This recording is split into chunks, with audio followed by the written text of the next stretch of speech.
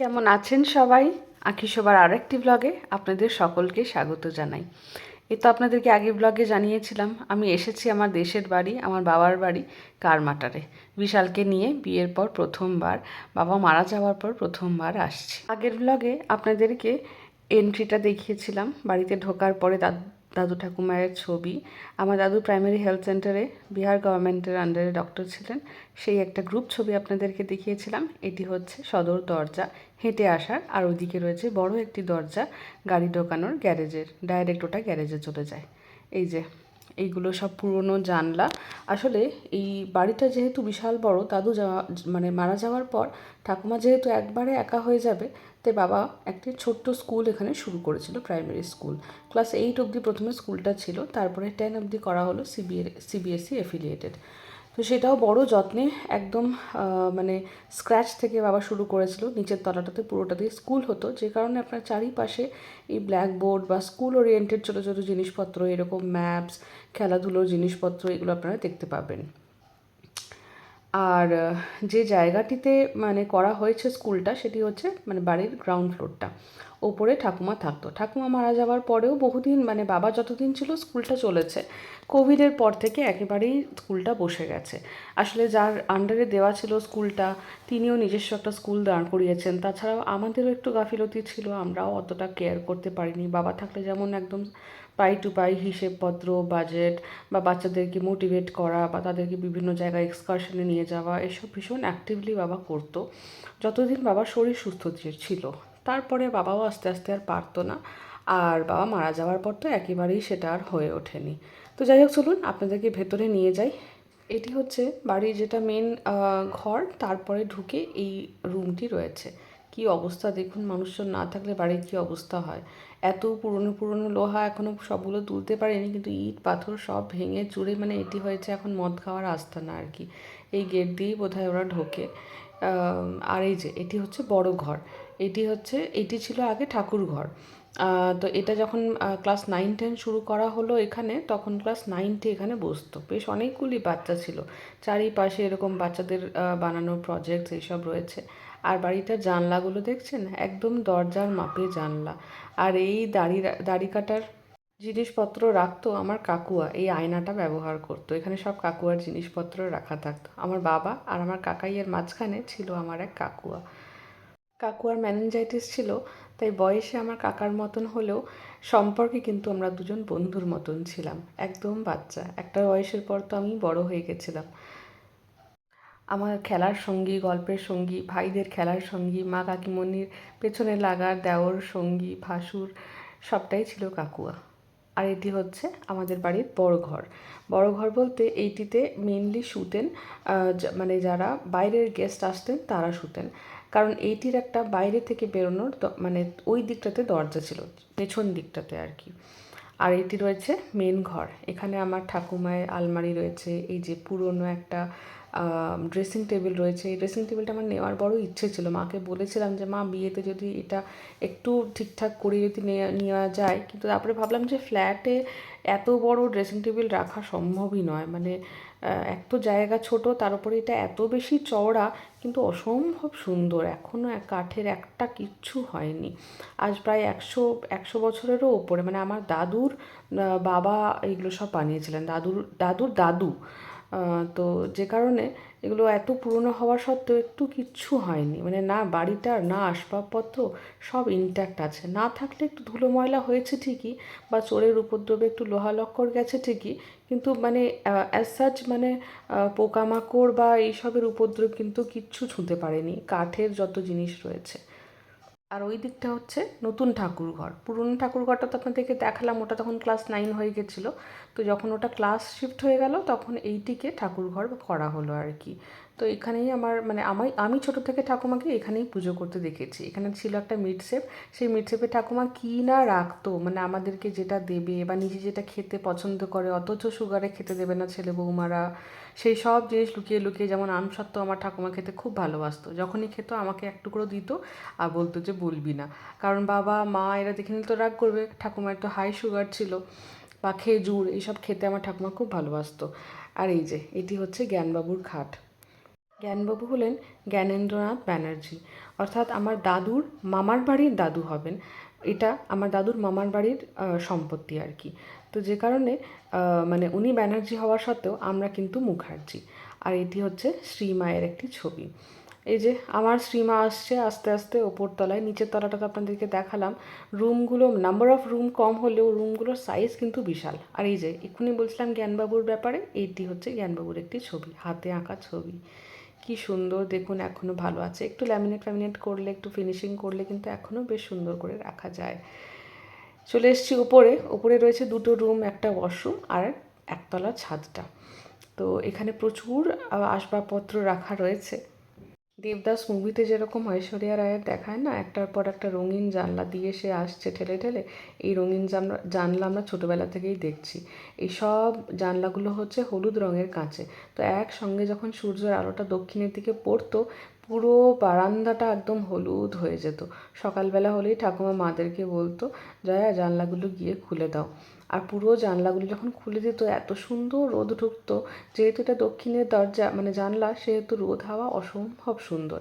আর মানে বাড়িতে ঢোকার ওই ডান দিকটাতেই রয়েছে একটা বিশাল বড় ল্যাংড়া আমের গাছ। তো সারাক্ষণ রোদ হাওয়া সব সময় থাকতো। আমাদের গরমের ছুটি মানেই ছিল ওই কারমাটার, আর কারমাটার মানেই ছিল এই দোতলার বাড়িটা। এই দোতলার বাড়িটা হচ্ছে আমার ভীষণ, মানে রুমটা স্পেসিফিক্যালি হচ্ছে ভীষণ প্রিয়। বাবা তো সবসময় এদিক ওদিক থাকতো, বাজার হাট বাড়িতে 100 রকম কাজ, কিন্তু আমি ছিলাম এই মানে ঘরকুনে। আমি মানে ভাইরা তো সব খেলাধুলো করতো, ওরা সব ছোট ছিল, কিন্তু আমি ছিলাম একদম এই ঘরটাতেই বসে থাকতাম। এখানে সব স্কুলের বাচ্চারা খেলতো পড়তো, কেউ আমার থেকে বড় বয়সী, কেউ আমার সমবয়সী, কেউ আমার থেকে ছোট। তো মারা হয়তো ঘরের ভেতরে ঢুকতে দিত না, কিন্তু আমি গিয়ে তাদের সঙ্গে খেলতাম, এবং যখন খেলাধুলো শেষ হয়ে যেত তখন কিন্তু মানে এটিই ছিল আমার জায়গা, যে যেখানেই থাকুক না কেন আমি খাওয়া দাওয়া করে ঠিক এখানেই এসে শোবো আর কি। আমার স্কুলের হোমওয়ার্ক হোক বা গরমের ছুটির হোমওয়ার্ক হোক, যাই হোক না কেন, সামার ভ্যাকেশনে যা যা অ্যাক্টিভিটিস থাকতো, আমার সব বই খাতা বই প্যাটরা নিয়ে আমি সব এই ওপরতলাতেই আসতাম। এই রুমটি হচ্ছে আমার কাকাই কাকিমণির বাড়ি মানে রুম। এটি হচ্ছে কাকিমণির বিয়ের আলমারি, আর ওই পাশটি হচ্ছে আমার বাবা মায়ের রুম। বাবা মায়ের রুমে রয়েছে মায়ের বিয়ের খাট, মায়ের বিয়ের আলমারি। এটি হচ্ছে কাকিমণির বিয়ের আলমারি। চলুন পাশের রুমটাতে আপনাদেরকে নিয়ে যাই। এটি হচ্ছে বাবা মায়ের রুম। মাঝখানে একটা দরজা রয়েছে, আবার ওই দিক থেকেও একটা দরজা রয়েছে।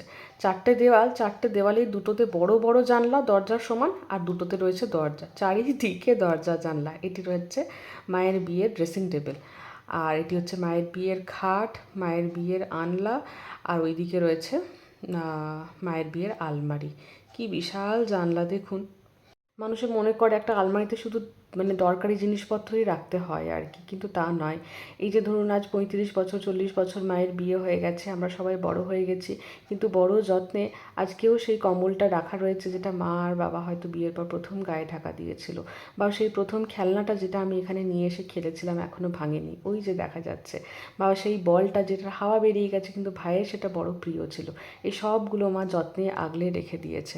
তো শুধু যে দরকারি জিনিসপত্র আলমারিতে রাখে মেয়েরা তা কিন্তু নয়, বড় যত্নে আগলে রাখে সেই সব স্মৃতি, সেই সব মায়াগুলোকে, যেগুলো তারা একসময় বড় উপভোগ করেছে, যেগুলো একসময় তার বড় ভালো লাগার ছিল।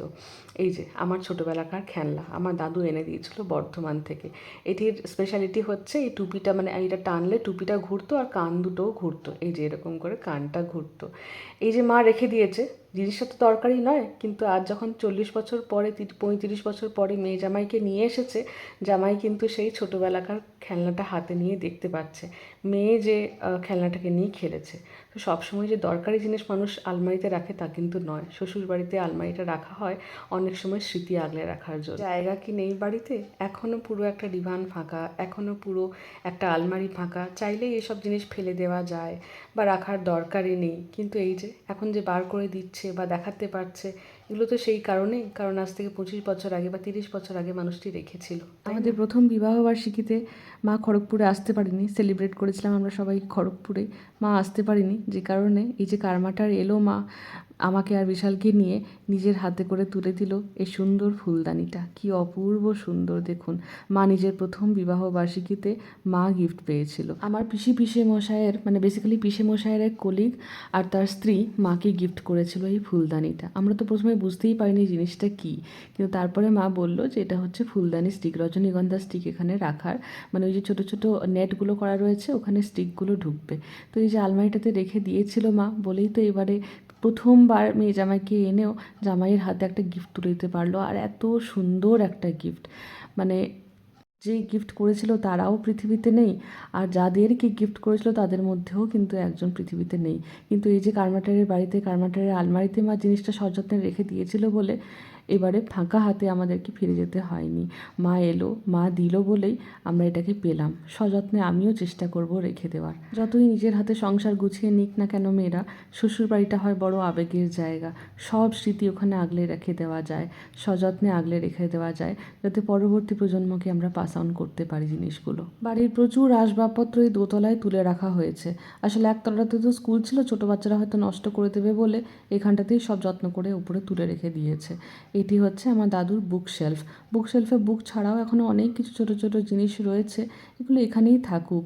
উপহার এটা তোমরা যত্ন করে রেখে দেবে। হ্যাঁ,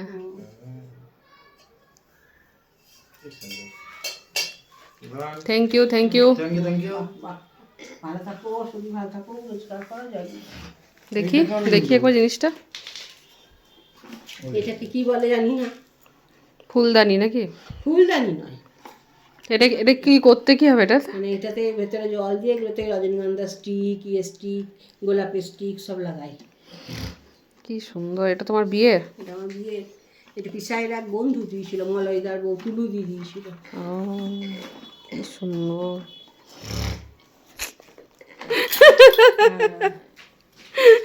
বাঁদরের মুন্ডু খুলে গেছে কিন্তু খঞ্জনি বেজেই যাচ্ছে। আমি দিতে একটু বাজাতে, হ্যাঁ এই চাবি দিতে হতো। এই বলটা থাকতো না, না আমি বলেন না, এটা ওর বাবার স্টুডেন্ট বানিয়ে দিয়েছিল, আমার বাবার স্টুডেন্ট।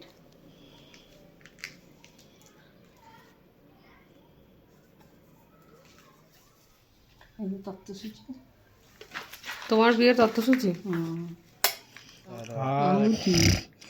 নাক ছবি, ও সোনাগুলোও লিখে দিয়েছিল। কিছু নাই। বাহ,